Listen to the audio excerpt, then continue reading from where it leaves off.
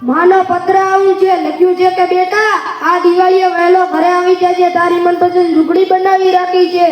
માં તને કેવી રીતે સમજાયું? તારી ઝૂંપડી હજુ પણ યાદ છે, પણ મારી આદેશને જરૂર છે. તારો એક દીકરો સરહદ પર જાગતો હોય ને ત્યારે આખો દેશ શાંતિથી દિવાળી ઉજવી શકે છે. તેનો મને ગર્વ છે.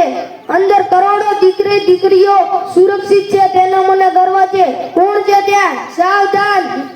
કદાચ કોઈ જંગલી પ્રાણી અથવા પવનનો અવાજ. અહીંયા -20 ડિગ્રીમાં લોહી થીજી જાય છે, પણ જ્યારે આ માતાની રક્ષા કરવાની વાત આવે ને ત્યારે નસોમાં લોહી નહીં પણ જનૂન દોડે છે. લોકો પૂછે છે તમને ડર નથી લાગતો? ડર તો એને હોય જેને મરવાનો ડર હોય. અમે તો અહીંયા કપન બાંધીને બહાર નીકળ્યા છીએ. અમારા માટે મરવું એ અંત નથી, પણ શહીદ ઉત્સવ છે. તિરંગામાં લપેટાઈને ઘરે જવું એનાથી મોટું શું ભાઈ એક સૈનિક માટે શું હોઈ શકે? આ ક્યારેક પત્નીની યાદ આવે, ક્યારેક દીકરાના હાથની કાલી ટોલી યાદ, પણ ત્યારે જ સામે લહેરાતો તિરંગો દેખાય ને ત્યારે બધી જ મમતા પાછળ રહી જાય છે. ત્યારે માત્ર કર્તવ્ય યાદ રહી જાય છે. હું રહું કે ના રહું, મારો દેશ રહેવો જોઈએ.